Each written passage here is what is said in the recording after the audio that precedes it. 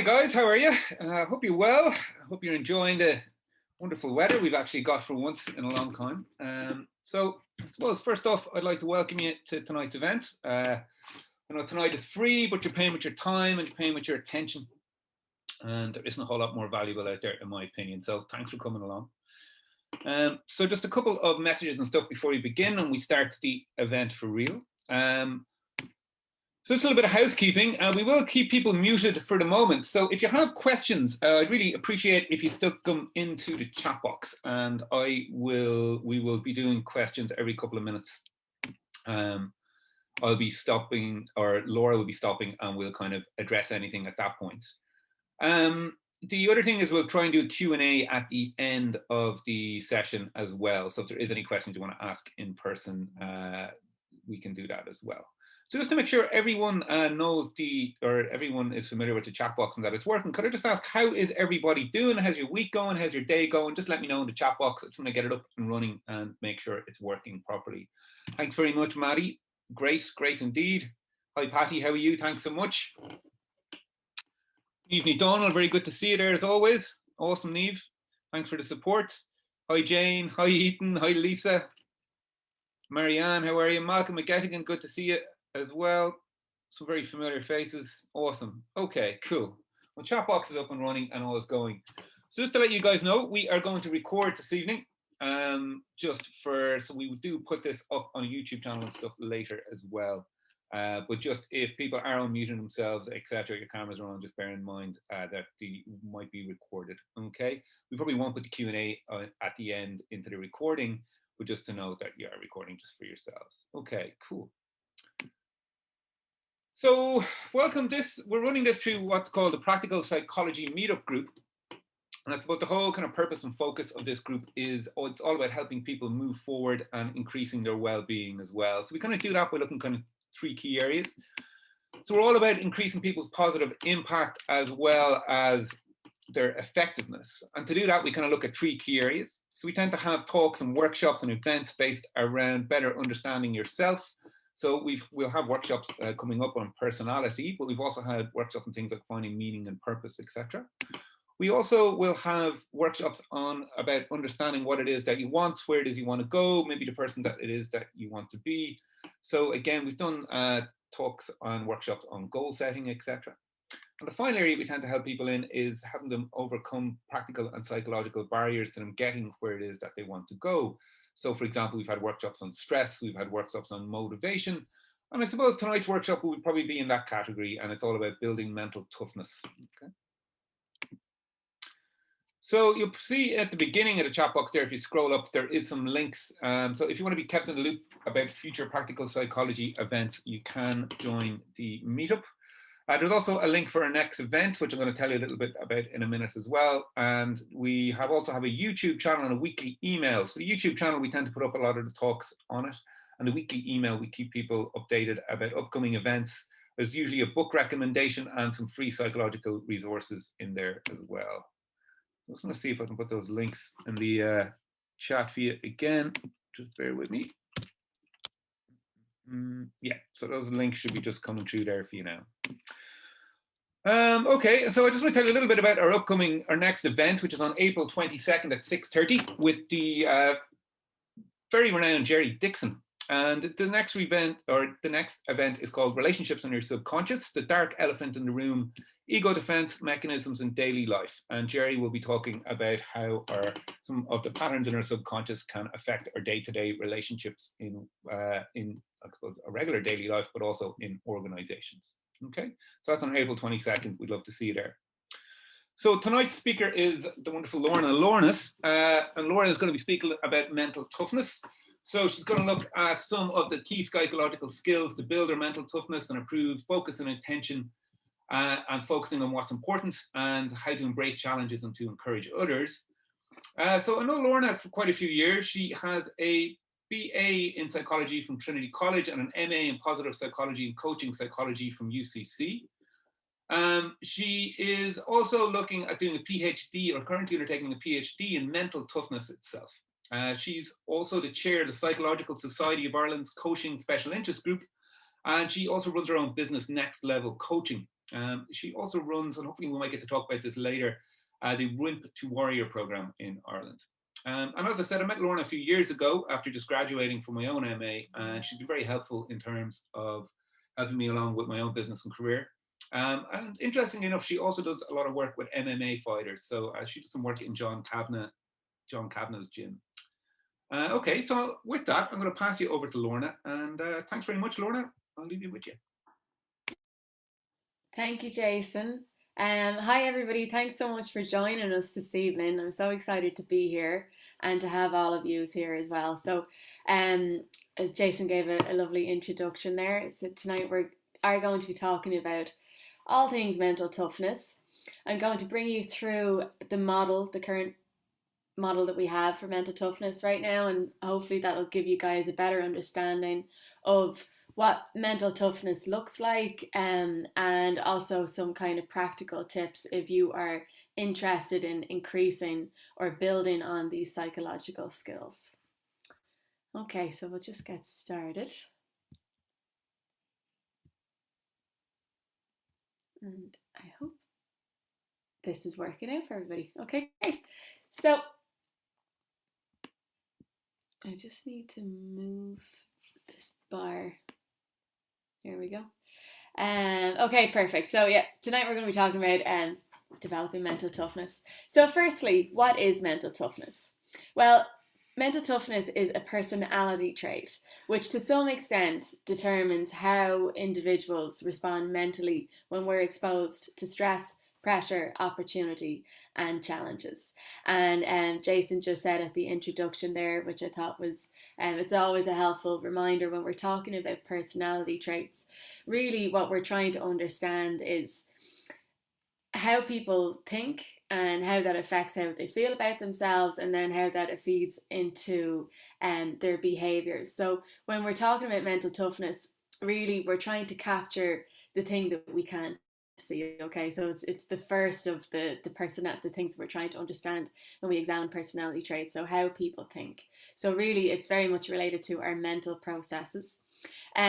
Personality traits are widely acknowledged by most psychologists these days to be plastic. So all that means is that with purposeful intent, we can change them over time.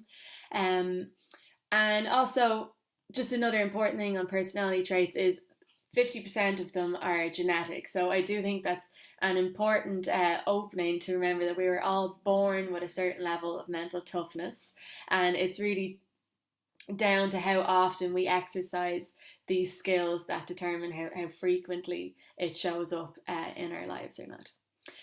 One thing I wanted to draw everyone's attention to is to just remember that obviously when we think of mental toughness, it's very easy for us to think of, oh, that person must be very good at handling stress and pressure. However, one thing that I always like to draw my clients' attention to is it's also about how we respond to opportunity and challenge. And that to me is kind of the more important aspect of it, because I think resilience is a psychological term that it explains how we respond to stress and pressure and how we bounce back from adverse situations. But really, it's how open we are to the opportunities and challenges that come our way, and that can have a real effect on what our mental toughness is. So that's our current working definition of the concept. It is all about our mental response to events, and that obviously then will have an effect on our behavior and our emotions in response to those events. So just remember, mental toughness is something that we all have it, and it does give us the chance to kind of be the best version of ourselves, whatever that is for you. And this can apply to an individual, and it can also apply to an organization as well. So just very quickly, if you guys want to take a picture of this screen, this is our model of mental toughness. I will be going into this in more detail over the next half hour, but just so that you have an idea and that you're kind of becoming familiar with the language that we're going to be using throughout the session. So as we can see, at the heart of the model lies our mental toughness. it is made up of, we in the mental toughness community, we call them the 4 C's. So they are control, commitment, confidence, and challenge. And these are all psychological skills that we can utilize in order to respond in the best way to stress and pressure. On the top half of the model, we can see that really control and commitment, as I said, this might sound familiar to you guys in terms of, and when we add challenge into it, in terms of our theoretical models of resilience. But with the addition of confidence, this was what made the mental toughness model somewhat different to our models of resilience. And really that kind of is about encompassing positivity and being able to see and seize opportunities when they come our way, because we have the confidence within ourselves and our abilities to take these on. Okay, yeah, sorry, just on the left half of the model, we can see that control and confidence, that's very much to do with our inner strength and how we work on ourselves mentally. And then commitment and challenge is more about how we are interacting with our external world. Are we committing to goals that we have set ourselves? Are we stretching our comfort zone in terms of building up on our challenge skills as well? So I will go into more detail of the model in a few minutes. Some important points that I always like to make at the start of a mental toughness workshop, because sometimes people are sitting there and they might think, oh, well, if I don't feel mentally tough, then does that mean that I'm mentally weak? That is not the case. Firstly, one of the most important things to remember is that mental toughness is a spectrum. Much like other personality traits, there are times when we are more mentally tough, and there are times when we lean more towards the sensitive end of the scale. So just remember that we all have the ability to move up and down this scale, and it does depend on the context that we're in. And importantly, we don't mean mental weakness when we talk about mental sensitivity. So this is true for all of the factors as well as I go through the model. So it will be true for your levels of confidence. They will change depending on the context. Our levels of commitment can change depending on the goals, whether they've been set for ourselves or someone else has set them for us. Our perception of control over our lives can change. And obviously our ability, our want to take on challenges, and that can change as well over time. So it just means that most of us have areas of sensitivity and we have areas of mental toughness. So just remember that we are all a mix of these. And this is important if you are joining us today and maybe you are in a team lead or a managerial position, and you're here today because you want to learn about mental toughness for your team or your organization. One of the main factors of this model, or the benefits that we have, is that it doesn't only help us understand ourselves, but it also gives us an idea of where the people around us might be as well. So it's very, very helpful and applicable model in that sense.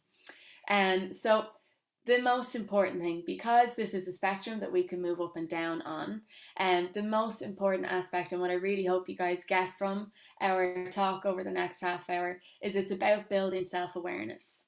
It's about being aware of where you're at on the scale, being able to reflect, is this something that I want to change?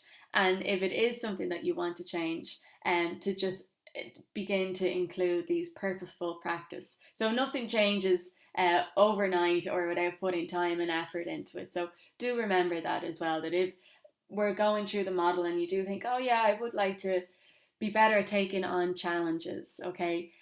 These are things that we can practice and build them over time.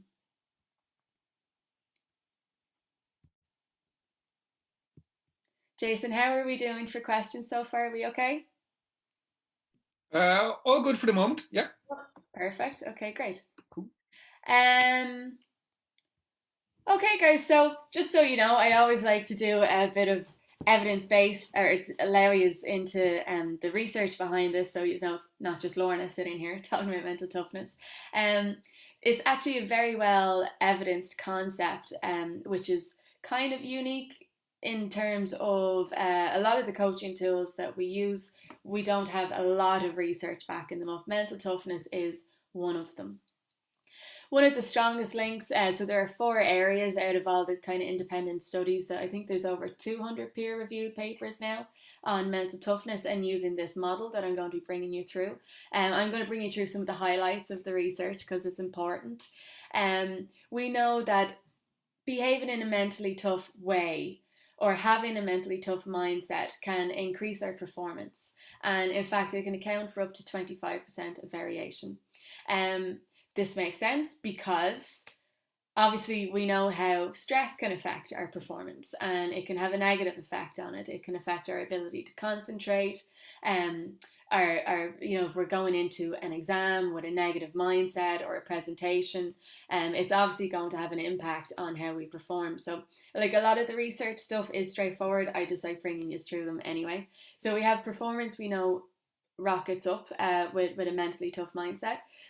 We know well-being is increased, our physical well-being. Again, that's self-explanatory because we know the negative effects that stress has on the body when we're not handling it well. We lose sleep. We develop some negative, maybe eating patterns or behavioral patterns.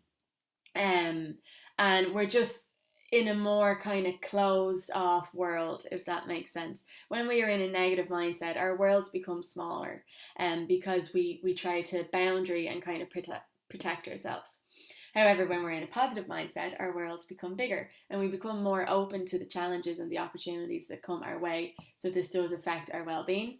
This also has an effect on our agility. So we do tend to adopt more positive behaviors when we're in a mentally tough mindset versus a mentally sensitive mindset, and just purely because we are better able to seize opportunities, see them coming and seize them as well. And then this also feeds into our aspirations. So the more that we,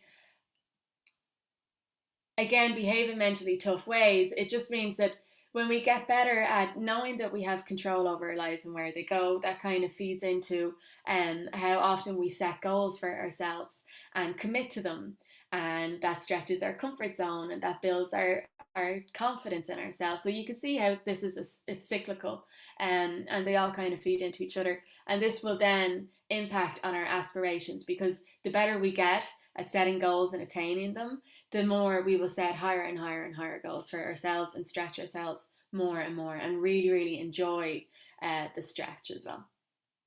So this research obviously has applications in many areas, and there's individual and organizational development, and there's coaching and leadership development, and of course when it comes to team working and team building. Okay, so again, just to look at an overview of our model, I will keep bringing us back to this. So we have 4 constructs, the 4 C's. They are control, commitment, challenge, and confidence. And if you leave anything this evening, I would like you to remember those things. What 4 things can I do to behave in a more mentally tough way? So your 4 C's. And these are made up of 8 factors. So you'll see each construct has 2 sub factors. That these really are the psychological skills that build up to our constructs. So with control, it is split into life control and emotional control. I will be going through these again now in more detail. Commitment is split into achievement orientation and goal orientation. So this is because, and I'm sure you guys are all aware, sometimes we're very good at setting goals for ourselves, and it can be really motivating, and we love sitting down and doing a list at the start of the year, and we become quite energized by it. However, is the delivery on those goals always 100%? Not always. So that's why we have this split up into 2 areas, so that we can better understand the behaviors, the mindsets, and the feelings that are associated with them. Next, we have challenge. So challenge is really about, as I said, how often you stretch your comfort zone and how comfortable you are doing that.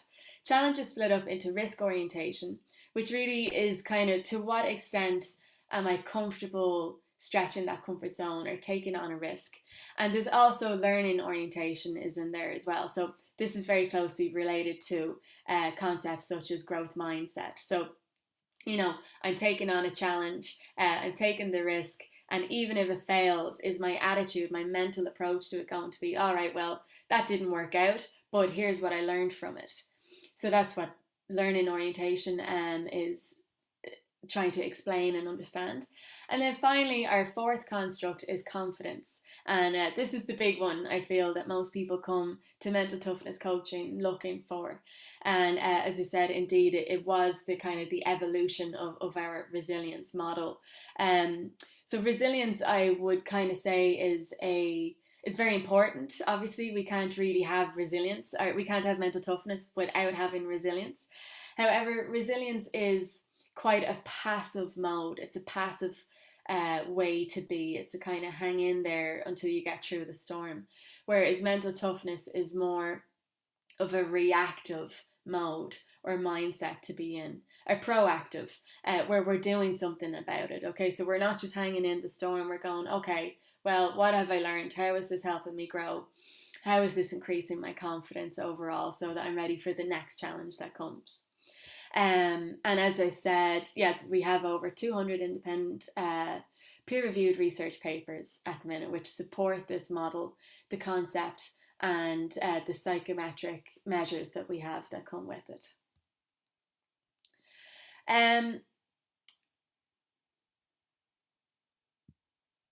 So I'm just going to clear the drawings. Perfect. Okay. Great. Okay, guys. So now we're going to. So sorry. Before I delve in a little bit deeper, Jason, are we okay on questions? Oh, good. Really, Lorna. One question: will it be possible to share these slides afterwards? I've had 2 or 3 people ask about that. 100%. No. Awesome. Cool. So yeah. we should be able to send them to an email after the talk. It'll probably be tomorrow at some stage, but we'll share the slides and hopefully a link to the YouTube in a couple of days as well for it. Okay. Yeah. Cool. Thanks. Thank you. Okay, guys. So firstly, we are looking at life control. Okay, so we're just going to spend a few minutes now really getting into the model, because what I would love is for you guys to leave this evening and have like a really good, clear idea of what mental toughness is, and to maybe be able to recognize it not only in yourselves but in others as well. So what I'm going to do is I'm going to bring you through either end of the spectrum, if that makes sense. So I'm going to explain what the concept is, what that looks like in behavioral terms on either end of the scale. So from the tough end to the mentally sensitive end. Okay, so when we're talking about life control, this really is our perception of being in the driver's seat of our own life. Okay, so we are navigating our path, we know where we're going, no one else is kind of directing or telling us what to do or where to go. And when we are high in this, so when times are tough, the mentally tough will control what they can and are more likely to accept what they can't control. So this helps us to enter into that survival mode of resilience. And one way that you can, you guys might be familiar with would be like the spheres of control, or making a list of things that are within our control and are outside of our control. So these are things that mental toughness or mentally tough people might do on a cognitive level. So if something is, they're going through a very tough time, they're able to kind of compartmentalize and focus in on what they can. If we are on the more mentally sensitive end of the scale, in times of chaos and when we're going through tough times, we can feel like we're spinning out of control. Okay, or we can feel like someone else is in that driver's seat and they are directing us on where we're going. So sometimes they could feel that there is little that can be done, and that the lack of control, what this results in really is it creates anxiety in us, it creates stress, and then unfortunately this can sometimes result in states of depression as well, because we really feel it's that learned helplessness. We can't, there's not that is so foundational to positive psychology, where we feel that there's nothing we can do. And sometimes when we're on the more sensitive end of the control scale, a typical thing that we might say is stuff like, oh, that's just typical that happened to me. And of course that happened to me. So we kind of end up adopting this kind of fatalist mindset. So just as I'm going through this, I would just like to ask is to think, which end of the spectrum would you situate yourself? And of course, if it's in the middle or if it's a mix as well, that's completely normal. That's what we will have. But just for you guys to really kind of solidify your learning from this evening, as I'm going through the definitions and the ends of the spectrum, just kind of think, where would I situate myself on this sliding scale?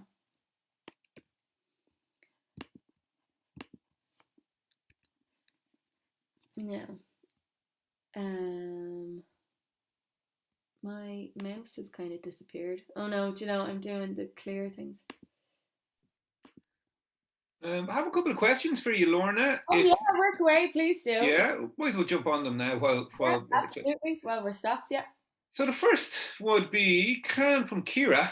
And Kira's asked, can you be mentally tough in some areas and not in others? I mean, Absolutely. Is it domain specific, I suppose? Yes, no, absolutely. And Kira, this is what I really want to stress with you guys, because so many of us, especially now, mental toughness has become quite a buzzword, you know, and it's like how we've all been going through over a year now of one of the most kind of adverse, you know, situations ever that none of us saw coming. So living through a pandemic, and people are more and more interested in developing their mental toughness. And what I always want to stress is you will always be a mix, and it will change across different contexts with different people. And the key here is to develop self-awareness around where you feel mentally tough and where you feel more sensitive.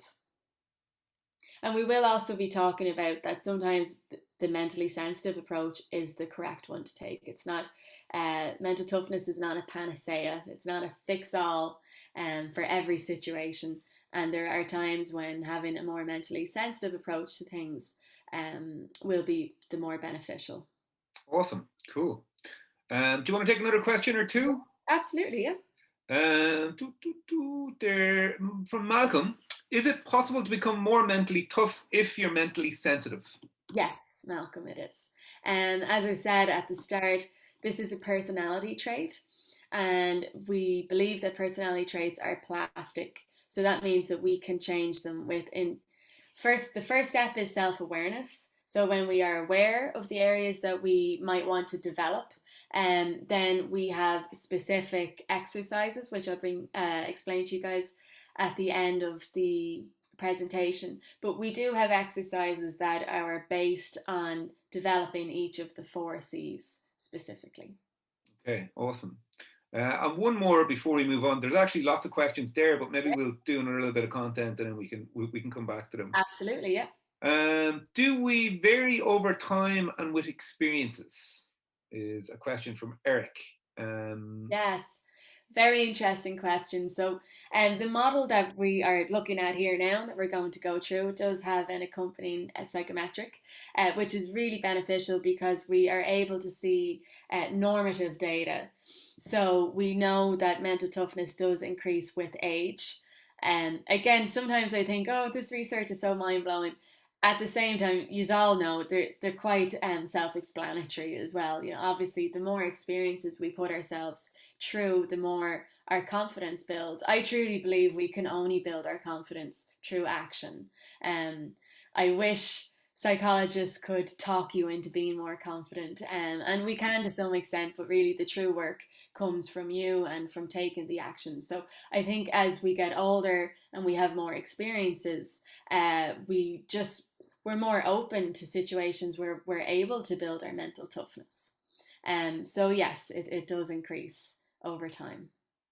Awesome. Really nice comment from Claire, saying that definitely she's been mentally sensitive in the past, but has learned to toughen up, which would be very much in line with the research you're talking about. Yeah. Okay, cool. Thanks very much. Brilliant, thanks guys. Thanks for all the questions. Please keep them coming in. Okay, great. So guys, that's life control. I hope that makes sense and it has landed somewhere with you and you have an idea of where you situate yourself and across what context as well. Okay, so now looking at emotional control. So this isn't really about masking our emotions. It's just more about being able to kind of confidently say to ourselves that you can manage your emotions. And they do say, the guys at AQR do always include and others' emotions, and this is important if you are in a team lead position or a managerial, or you have maybe younger people just depending on you. So again, when we are on the higher end of the mentally tough scale, when times are tough, the mentally tough will experience emotions like anger and frustration, but will manage these and will not allow them to dictate their behavior. So I think sometimes when people think of, if someone was a 10 on the mental toughness scale and then they look at emotional control, and they might feel, oh God, like they mustn't experience any emotions. Of course they do. Everyone experiences the same emotions. It's just how we react to them and the extent to which our emotions affect our behaviors. If we are on the mentally sensitive end of the emotional control scale, when there is chaos, the mentally sensitive might struggle. And so their emotions may begin to dictate their behavior, and they might reveal their emotions at times when you might, if you had the choice, you wouldn't have revealed them. So this can get in the way of your ability then to kind of carry on, pick yourself up from that adverse event and to carry on through. Okay, so looking at commitment then, as I said, this is broken into achievement orientation and goal orientation. When we look at goal orientation, this is the mindset of, I promise to do it, and you actually like working to goals. So I think if anyone has ever been in a performance appraisal or a review of your work, and you know you're going to be given some things to work on, just kind of have a think of your energy in those conversations. Does it energize you to set goals? Or if you have goals set for you, do you kind of like run out of there going, nice one, I love a to-do list?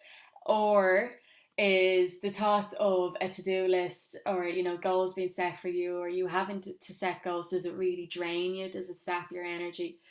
So that will kind of give you a good indication as to where you might be on that scale. Again, the mentally tough, when they're going through this, will happily set goals for themselves and for others. And they feel that this really creates a sense of purpose for you and alignment with your long-term vision. When the mentally sensitive are feeling, or, you know, going through a difficult time or in a time of chaos, you're less likely to set goals for yourself because you'll just want to kind of shy away from them. You can be guided by events and by others, so easily distracted. And in times of chaos, this can again also just lead to an increase in our anxiety. And I think that is sometimes is an underlying feeling of knowing that there's a to-do list to that's there and just kind of not getting around to it, things like procrastination. Then we feel like we've broken promises to ourselves or to others, and this can all just kind of feed into having, you know, a negative mindset around the goals that we want to set for ourselves.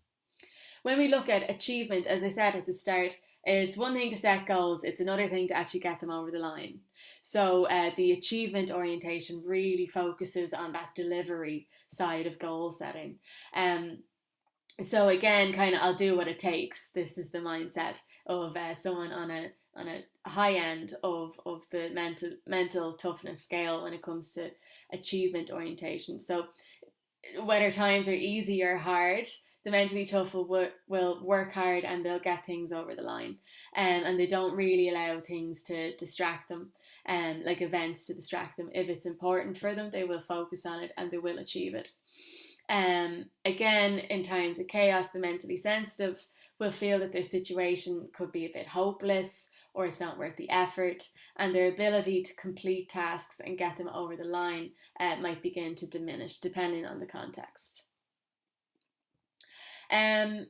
Okay, so looking at, so they were our control and commitment scales. I hope that they make sense for you guys. If they don't, please do stick a question in the chat box.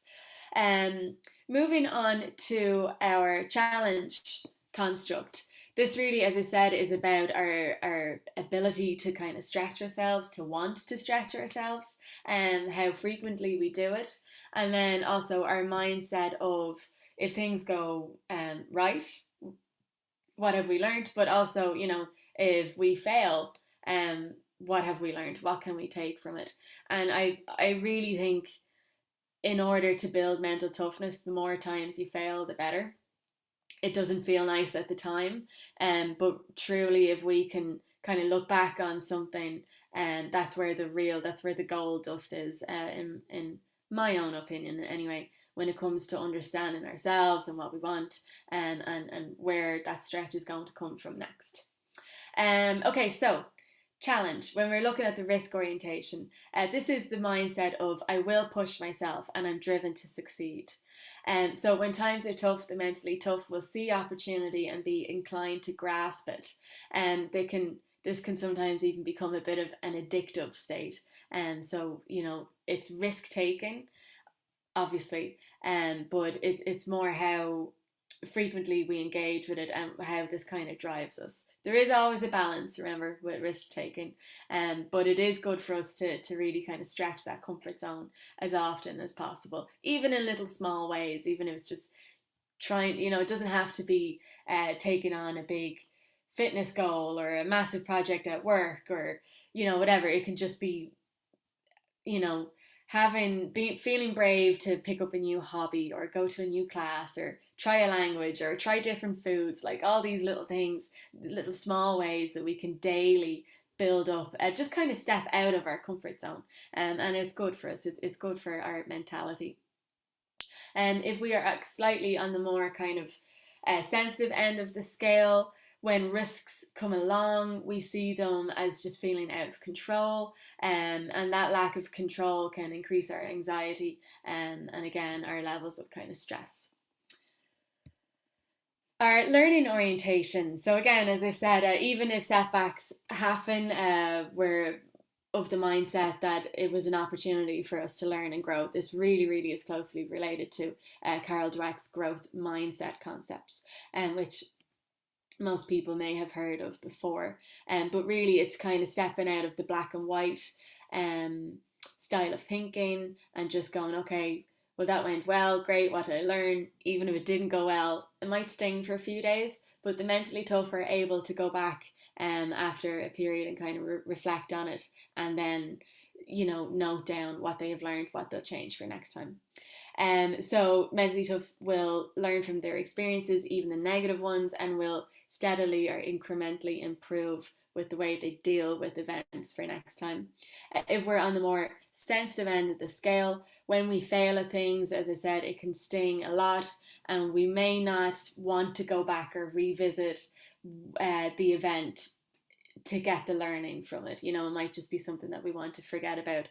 But the only thing that will happen there is it'll stop us from trying things out the next time. Okay, and moving on to confidence.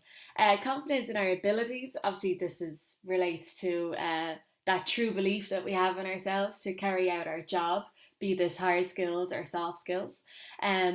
So when times are tough, the mentally tough will have that, as I said, that inner sense, that inner strength in ourselves, and that we can deal with any sort of situation, no matter how chaotic it gets. Again, if we're on the more mentally sensitive end of it, that self-belief won't be there, so it can kind of be easier to rock our confidence. Someone's throwaway comment might sit with us for days, and again, it might stop us from taking on tasks or projects the next time, and it can also lead to us feeling more likely to give up or to not pursue with the project that we have. And finally, then, our interpersonal confidence. So, how often do you put your hand up in a meeting and say what is on your mind, even if you feel it might be silly? If it is something that you feel that you do kind of hold back in group situations, even, we'll take this out of work context, if you're amongst friends or family and you might have an opinion that's different to everybody else's, or it mightn't be the most popular opinion, and how likely are you to speak up and kind of voice what you believe in? So when we are mentally tough, we are more confident about our communication and our communication style with others, and we're able to take on other people's opinions and not let it kind of rock us to the core. And we're more open to learning from other people as well when we're in this mentally tough mindset. Again, if we're more on the mentally sensitive side, we're less likely to communicate. we might feel isolated in group situations, and an important one there actually is not having the confidence to ask for help. So that is very important, obviously, when it comes to work or just kind of any area of our life as well. Okay, guys, so just to recap, I know that was a bit of a deep dive.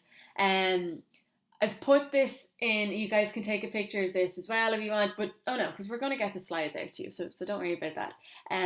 However, this is just a kind of synopsis of the model and what our attitudes might be, and kind of the mindset or the things, the self-talk that we might engage in when it comes to our self-talk around our mental toughness. So again, control.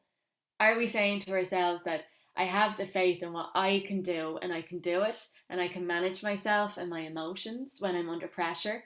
When it comes to commitment, do I have the attitude that I can commit and focus on my goals or my team's goals? I understand why they're important. I understand why they're important to set. Again, when it comes to challenges, are we able to say to ourselves, I'm open to new ideas, and I'm open to change, I'm open to going new places or trying new things, and seizing the opportunities when they come my way?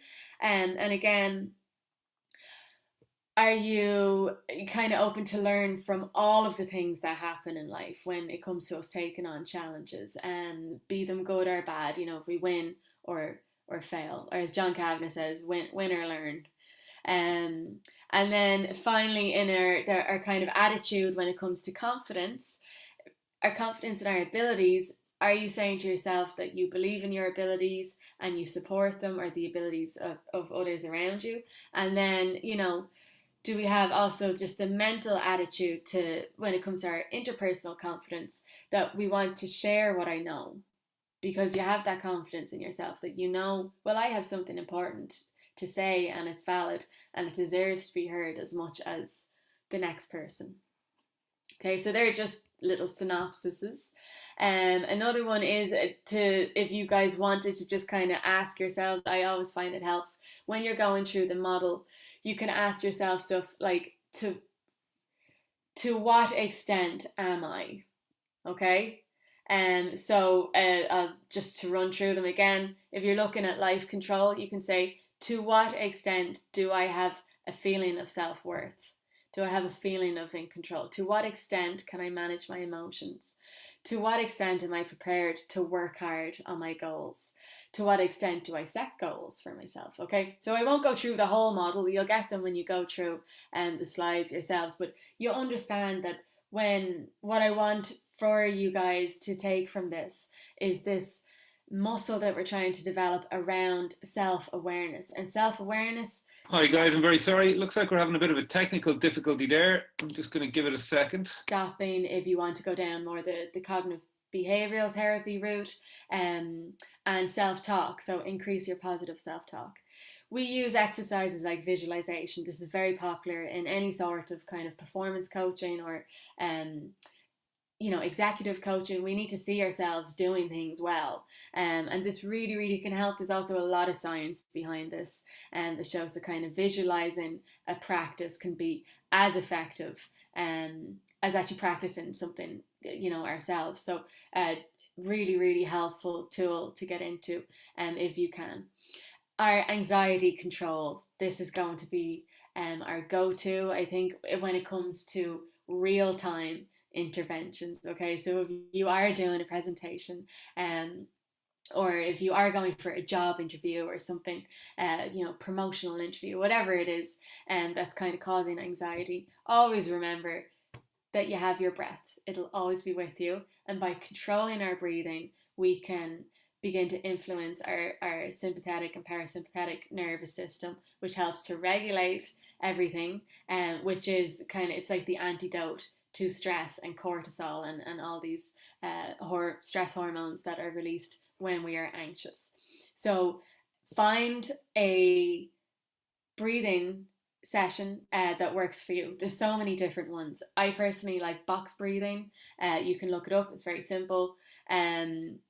But there's so many things out there, guys, and we have so many materials available to us with the likes of YouTube and you know, everything. So find something that works for you, be it yoga, relaxation, meditation, whatever it is, and really try and work on that.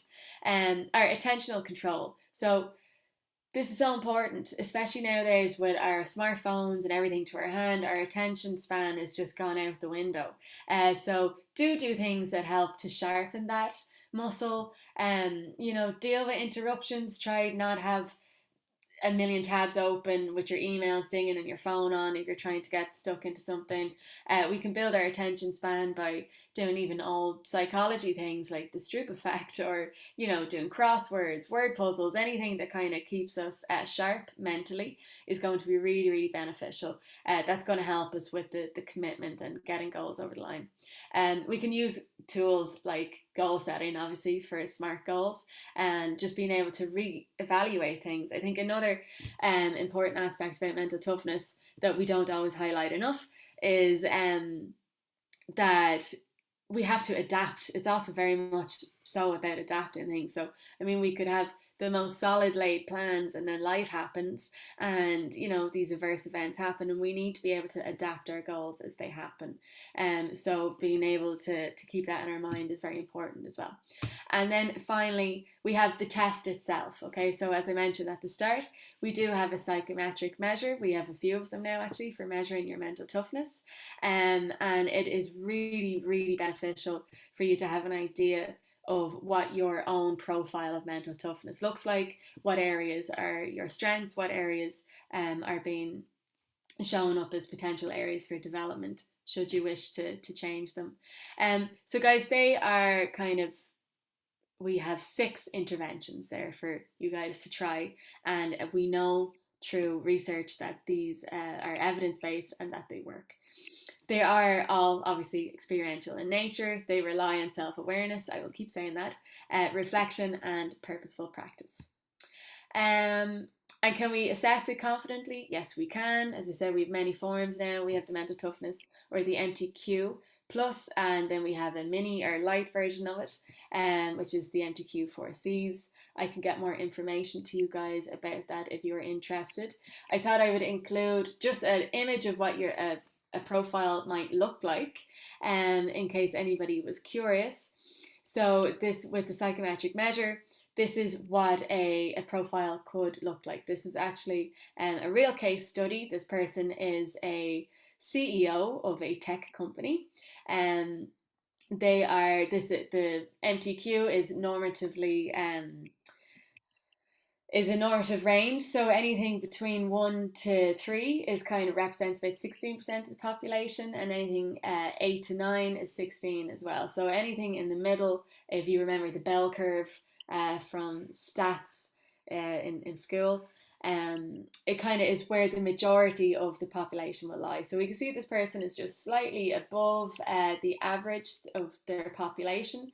It's normed to your gender, age and race. So we know that this person is slightly above the norm, and we go, okay, yeah, that's a mentally tough person. However, when we look down their profile, we can say, oh, well, hold up, they're only actually a 3 at emotional control, and there's only they've scored themselves at a 2 when it comes to their learning orientation. So this gives us a really good insight into the person, you know. So if you were interested in having this done yourself, and that's kind of just an insight into the areas that can be highlighted for you that you may not be aware of, wouldn't be visible on the surface level.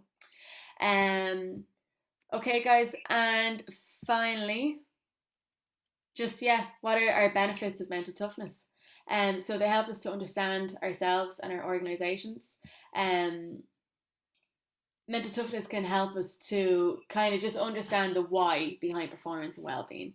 It helps us kind of link up between culture and individual, and embraces other psychological concepts such as resilience, grit, growth mindset, positive psychology, and it really does help us to evaluate it because it's an evidence-based practice.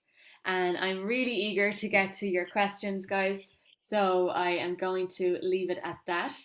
And as I said, if there was anything that I didn't mention or that we're not going to cover in the question in the Q&A, please do get in contact and let me know.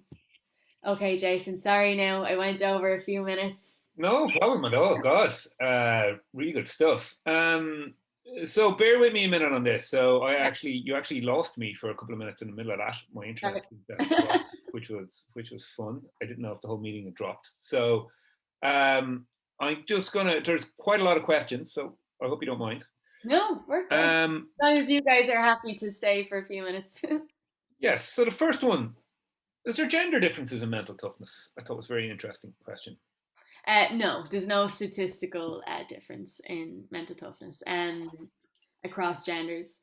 There are different areas. If you remember just the quick profile that I showed, and this kind of shows up, it's typical sometimes with some emotional intelligence testing as well. We've no statistical differences across gender, but women do tend to be slightly better at dealing with emotions and stuff, and men do tend to be slightly more inclined to stretch themselves and take on challenges just to get out of the comfort zone. But that's not a scientific thing. That's more anecdotal.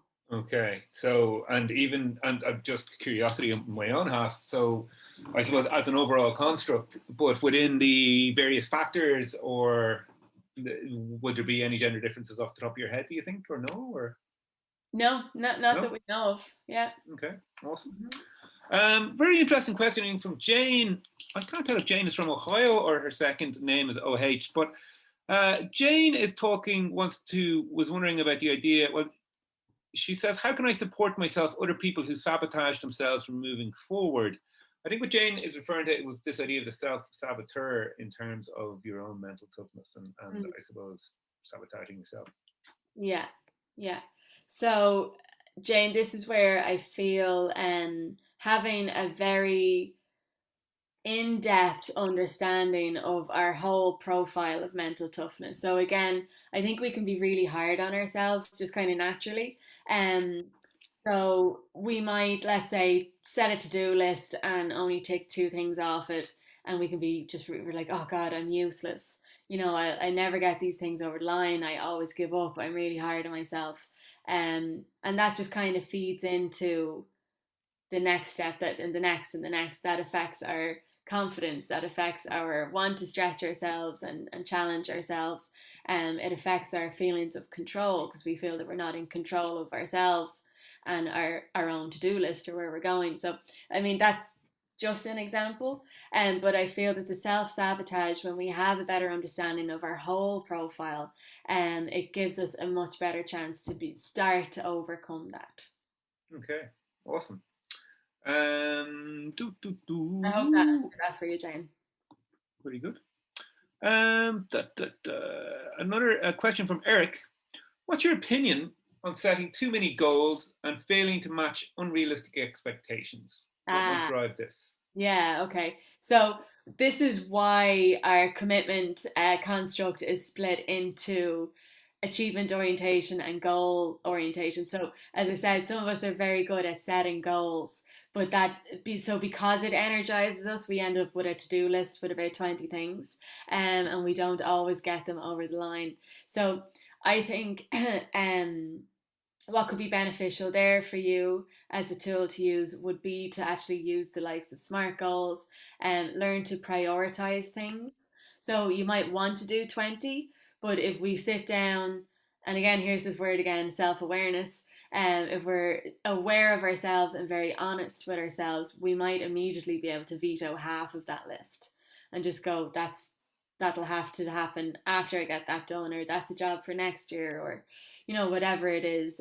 So learning to prioritize it will be really beneficial if you are giving yourself extensive to-do lists. I think they can be dangerous. In my opinion, I think it's much better to kind of keep things simple. And James Clear talks about this in his book Atomic Habits as well. Just keeping things very, very simple for ourselves in order to actually, if we want to form a habit or break an old one, it's much easier for us to do it when we have clear goals in mind. But when we give ourselves 20 things to do instead of 3, we're just setting ourselves up really for not getting half of that stuff over the line, which again is going to feed into we'll feel bad about ourselves. That'll have a knock-on effect on our confidence levels. Awesome. So prioritization. Prioritization and keep it simple. That's what I would say. If you have a list of 20 things, then you need to refine that list. Okay, awesome. Paige has asked, how do you recover? So I suppose in relation to risk taking, how do you recover from a risk you take and it turns out to be a bad risk? Yes, okay. So this is where we can lean on the skills of our growth mindset. Um, every risk that you take is going to have a 50% chance of working out, and also a 50% chance of things. Not every risk, but most times when we're taking a chance on something, it can come down, unless it's a very calculated chance. You do have the possibility that's life, and that things will go wrong. So I think being okay with that in our own mind, and from the get-go is something. But I think, Paige, if you are really struggling to overcome it, what I would do, if you haven't done this before, but one thing I would is to sit down and actually make a list of the things that you have learned. So give yourself that reflection time. I know sometimes it can be scary, especially if something is really stung.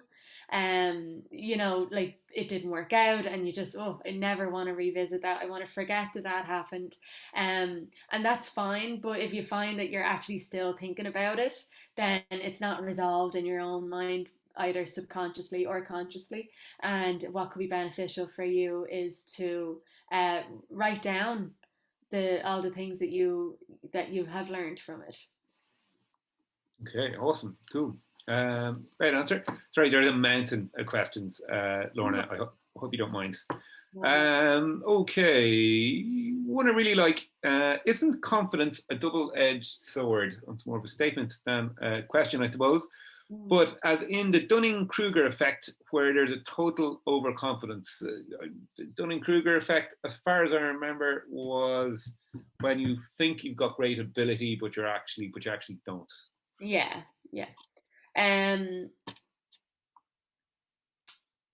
Confidence can be a double-edged sword. Yeah, only if you don't have the, if you're not walking, talk the walk, but not walk the walk. I'm mixing that up. I think if you know falsely that you're putting yourself out there, that you don't really have the what it takes to back up what you're saying or what you're claiming about yourself, um, most of the time you won't get that far. I always kind of wonder about this. Like, is someone, yeah, maybe they might be able to blag their way into a job interview or whatever, but within a couple of weeks or months on that job, it's going to be very clear that you don't have what it takes. So, yeah, I suppose in that sense, it's a double edged sword, but just again, self awareness, I can't say it enough times. If we know that we are putting ourselves forward for something and we don't have the things to back it up. Now, this is different to overcoming like imposter syndrome or something like that. When we really do have what it takes, we have the skills, we've put the time in learning to put ourselves forward for that job, and we don't. Like, that's a totally different concept. But I think for it to be a double-edged sword, you'd really have to know that you're not there yet with your skill level. Okay, great. So Not it's yourself. That's all I'll say. it's almost not the opposite, but I suppose that very famous quote attributed to Henry Ford: "Whether you think you can or you can't, you're probably right." Mightn't necessarily be that true. Okay, very good. Sorry, there's just so many of these and so many comments. I'm just trying to go through them.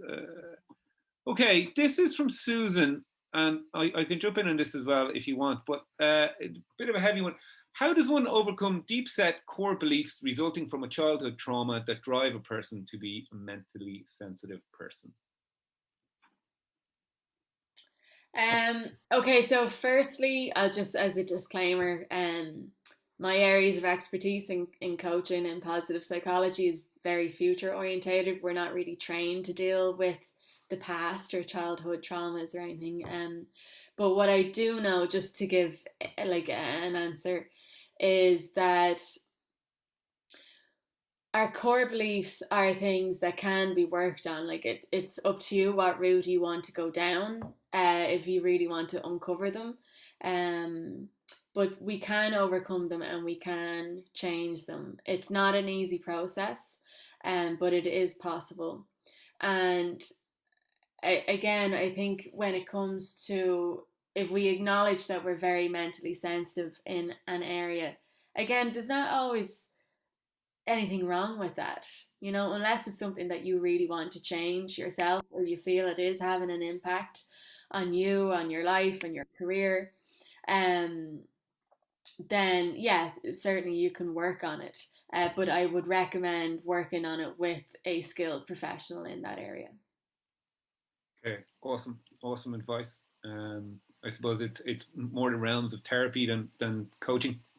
Yeah. Um, But just know and have hope, and know, I think having that positive mindset that it can change, and maybe that's just what your purposeful practice will look like. It'll have to go a step deeper than our visualizing or goal setting tools that we have. And just find someone who, there's so many people out there, they're very skilled at dealing with these things, and they're there to support you. So awesome, cool. Thank you very much.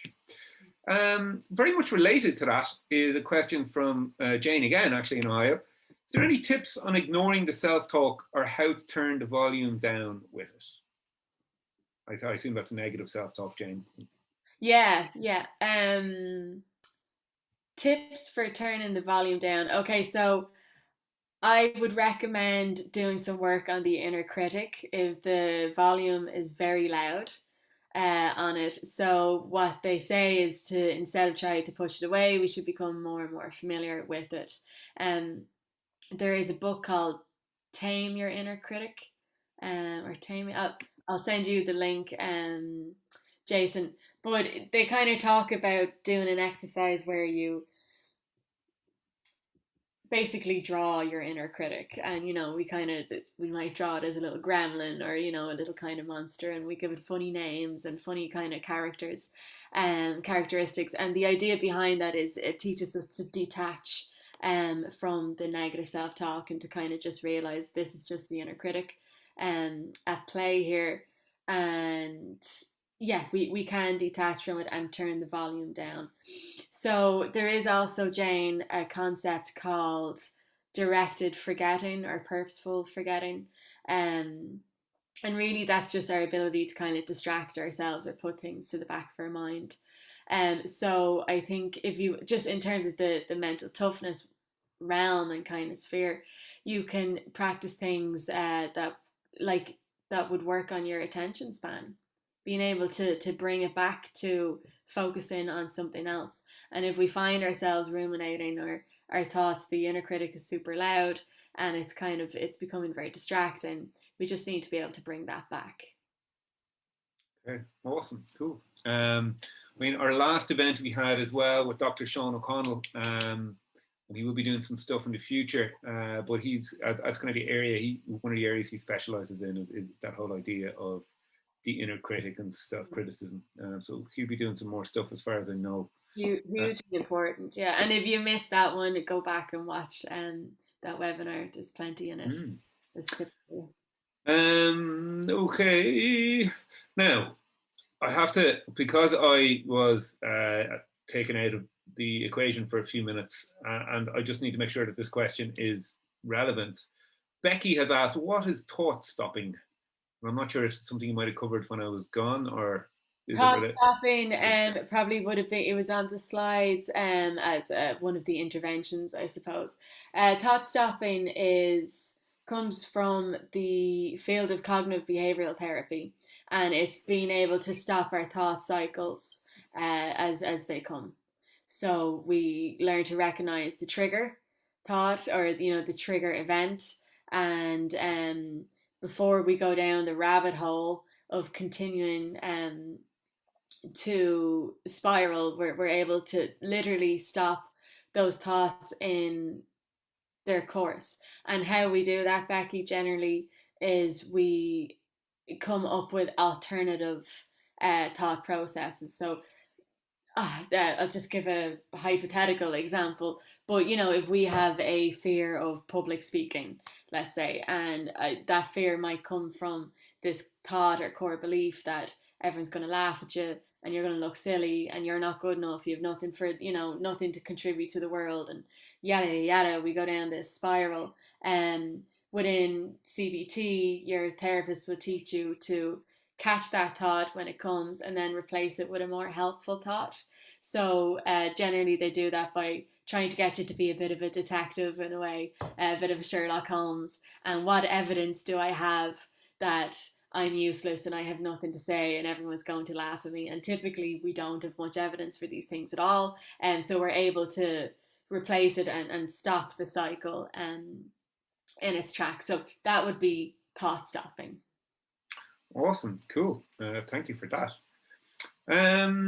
This is one I definitely wanted to get to. So Sinead Mead has asked, can you recommend any particular research articles out of the 200? And I would put forward, a couple of people have asked as well, is there some books and stuff that you could recommend? I know you've said Tame, your inner critic regarding that, but I suppose maybe more in the field of mental toughness, and any research or research articles. Absolutely. So there is a book called Developing Mental Toughness, and it is by Doug Straharsik, who is the CEO of AQR, Professor Peter Clough, who developed this mental toughness model about 20 years ago, and Dr. John Perry. So, guys, there's loads of research in that book. There's case studies in it. There's coaching case studies if you're in the field of coaching.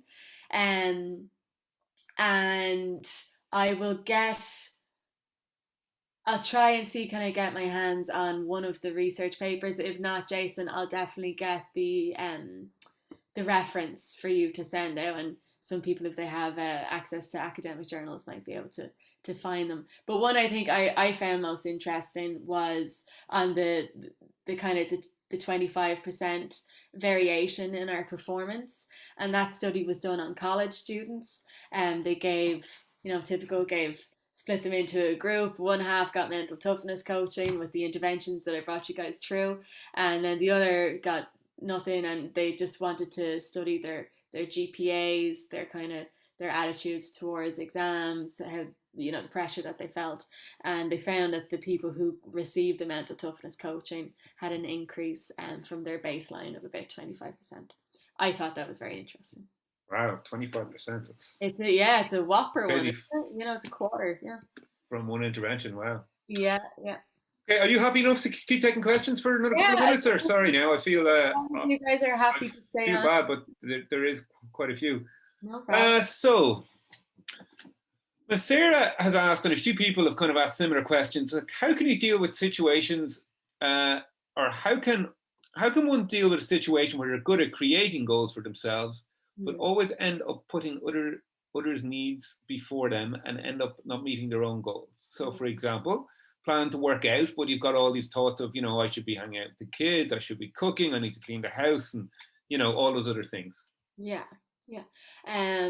I think, Miss Sarah, like, this is very common, and I think it's been a massive impact, especially over last year with most of us at home, and we have no like barriers or breakdown anymore between work and home and the gym, or like your workout friends that you have, and it's certainly something like I understand as well. It's hard to kind of, and do you know another thing as well is that I think we feel it should be easier now, like with all the apps that we have, all the free workouts online, and it's kind of like, oh, I should do this.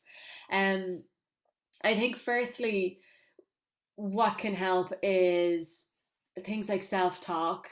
When we say things like, I should be doing this, I should be doing that, you're only compounding the feelings of guilt. And secondly, I think to remember that self-care is something that we often ignore, particularly if we're, in a parental role.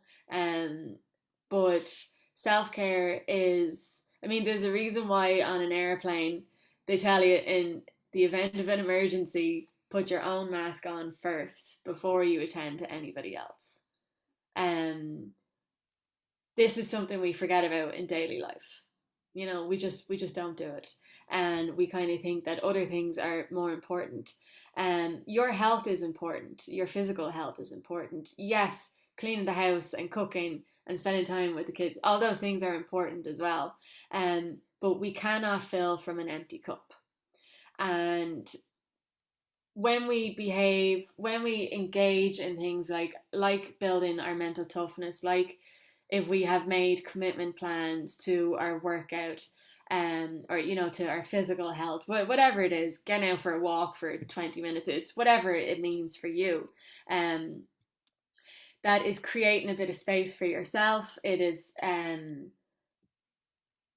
filling up your cup so you can fill others, if that makes sense. And this is how we replenish ourselves, by doing things when we're behaving in a mentally tough way, or like that, just, you know, committing to promises that we made ourselves, keeping promises that we made ourselves, and we feel better. You know, your energy level is going to be higher. You're not going to feel as drained. You'll be physically better as well, but just from a mental or a cognitive perspective, I think it can be really energizing for us to get that dopamine reward, you know, when you get to like tick something off your list. So we do have neurobiology that helps us with all these things, and we don't realize that it's working against us. And you know, this is what the kind of the feelings of guilt are when we don't do these things. But also we can work with our neurobiology and use that dopamine system to your advantage. So if it helps you to commit to your goals, maybe write them out. As you said, tick them off the list as they're done. Don't give yourself 25 things to do. Give yourself a small amount of things to do, a handful of realistic things that can be done, and start from there. Start small and you'll build your way up.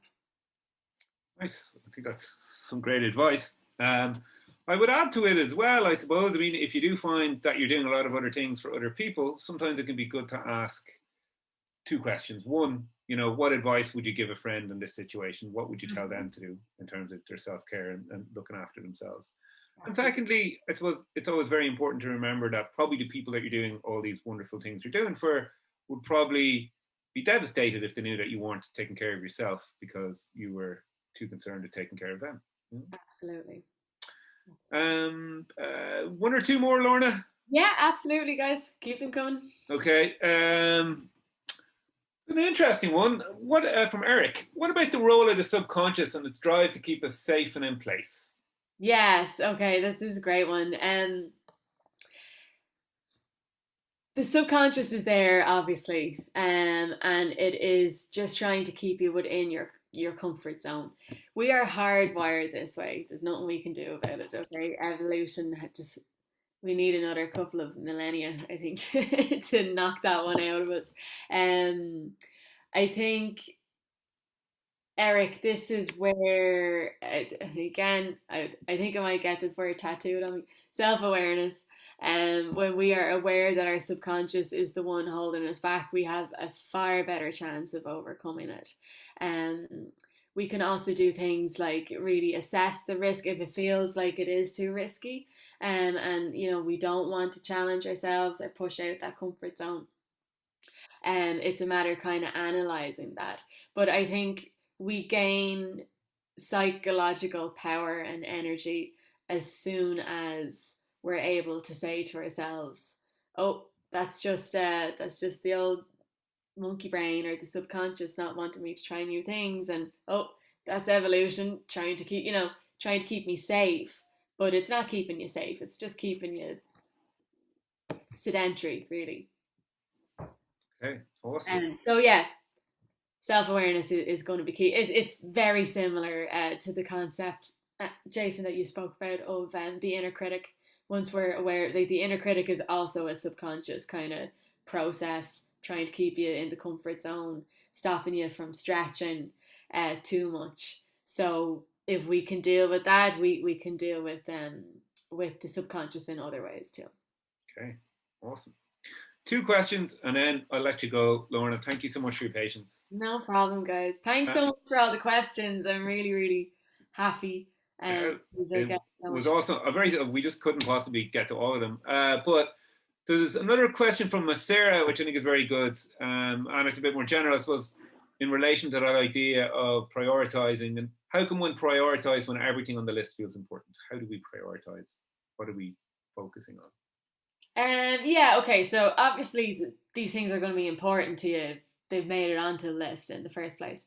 You can begin to prioritize by using things like SMART goals. Like if you're really finding it difficult to filter down or narrow down the list, um, because things like SMART goals really help us to, and if you guys don't know, you can just do a quick Google. I'm sure there's plenty of templates out there, but SMART goals, SMART is an acronym for specific. So the goal needs to be specific, needs to be measurable, needs to be attainable, needs to be realistic and timely. So if you really are struggling to prioritize, you can use these things. It can help you at least make decisions on your list based on timing. Another thing that you can use is like a Gantt chart, you know, that they would use for like project management. And if you have a laptop or PC or anything with like Excel on it or Google Docs, again, these templates are all kind of free. It feels a bit funny at first to use like an organizational tool effectively when it comes to your own life, but it can be really helpful. And basically like a Gantt chart is like a visualization of, right, well, if I need, I mean, you can do it by the day, you can do it by the week, you could say I need 4 hours to do that project and it'll come up as a visual, and you say I need a half hour for my walk or my workout, and we can see it there. And it helps us to learn to prioritize based on time. If they're all equally important, then we need to change our filtration process, and timing might be the next one that would be helpful for you, in order just to get things in order and your ducks in a row. Nice. Okay. Awesome. Okay, I'm going to cheat. I said two more. The last one is one that you want to address, I think, but this one is. Sorry, now I've lost the link here. There it is. There's lots of talk about the snowflake generation. Yes. Could mental toughness in schools be a way forward to support young people? You know, is this something that we can teach kids? Do you think would it be helpful? It's definitely something that we can teach kids. A lot of research over in the UK, and I think if you do get that book, they do is one of the case studies in it. Mental toughness is definitely something we know through research that the mentally tough, particularly, so there was a paper, it only came out in December 2020, and it kind of looked at how mentally tough people fared through the pandemic. And what they found was that the mentally tough got tougher and the mentally sensitive got more sensitive. And we are finding that the snowflake generation, or kind of kids these days, are more mentally sensitive. There are many reasons for this. Firstly, I think children are exposed to a lot more stressors than we did, at a much earlier age, with the likes of social media or online bullying. There's just their world is a lot more different to ours. What we grew up in, so I don't always agree with the term, or kind of with the feeling that, oh, they're snowflakes and they just can't hack it and these kids are more sensitive, whatever. That's just the world that they have grown up in, and it's not their fault. We also are far more inclined to these days to, we kind of went down the rabbit hole for a few years of congratulating everybody for participation, and this whole kind of concept of everyone gets a medal, which sounds lovely at first, but it also means that children never really get the chance to learn to lose, or learn what it's like to miss out on something. And I realize that we all want to protect our children and we don't want anything bad to happen to them ever, but realistically that's not life. And by bubbling, like putting them in a bubble, where they don't get to experience these things as often, it means that they don't have the opportunity to develop these kind of resilient skills, these mental toughness skills, the ability to bounce back and know that it's okay to fail. So I think if we had mental toughness programs in schools, it would go a long, long way. It definitely would. And there is a lot of preliminary evidence there already stating that it really, really does. A lot of the areas that the research was done in would have been lower socioeconomic populations in schools, and it's heartbreaking reading it when these kids have very low aspirations because they haven't seen it, in their family life and social life. They also just kind of feel that this is it for them in terms of education. So that is hard to see, but it's also very encouraging to know that when they're put through modules and programs like a mental toughness building program, it can really, really help them to develop that mindset. Awesome. Cool. Okay. We're probably going to wrap it up there, but there's one question from Stephen I think is very relevant. Stephen was asking, do you do personal life coaching or have personal life coaching links? I do. Yeah. Awesome. So Stephen, we'll send Lorna's, I'm going to send an email probably tomorrow at some point, depending how my day falls, with all the details and with Lorna's details. She has her own coaching company called Next Level Coaching, but we'll send details to everyone around all that. We will be we're sending the slides, Lorna, aren't we? And I will get a link to the video. That might take a week or so because that would be great. We're going to send the slides, and I'm going to try and do more mental toughness webinars and stuff throughout the year. I'm actually doing one on the 16th, which I will post on LinkedIn, with Doug Straharczyk, who is the author of Developing Mental Toughness and the CEO of AQR International. We'll be talking about mental toughness in times of crisis and chaos, and how it can help. So if you guys enjoyed this evening, Doug really is a heavy horse in the world of mental toughness, and you will enjoy listening to him too. A heavy horse, brilliant. Yeah. We will send on the link for all of that as well. Yeah. Awesome, cool. Okay. Well, so thank you very, very much, everybody. I'll just stick the links in there again for all. So if you want to be kept in the loop about more meetups, join Practical Psychology Meetup. The next event, as I said, is Jerry Dixon talking about your relationships and your subconscious. Jerry's stuff's great. Really looking forward to that one. That's on April 22nd at 6:30. And also, if you like this talk, it will be up on the YouTube channel. And again, all the future talks and all the past talks are up there as well.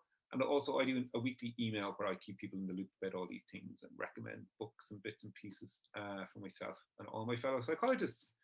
So thank you very, very much for this evening. Sorry I disappeared for a while in the middle of it. And thank you in particular to Lorna. I think it was a fantastic, fantastic presentation. And thanks so much for taking all your extra time. I know Lorna, I would have stayed here, which is all night now, talking about it. Now everyone has their lives to get back to. There's the other thing as well, guys, in a little while, Lorna's doing a very interesting program in a while. It hasn't quite launched yet, but again, hopefully we'll be able to send a link around called Wimps to Warriors. It looks like an awesome program starting in Ireland soon as well. Yeah. Okay, so with that, we'll bid you all adieu. Thank you so much again for your time and your attention, and for sitting through another Zoom call, I suppose, and awesome. Thank you very, very much. We'll see you guys soon. Thanks, Lorna. Bye. Cheers. Bye. Thanks a million.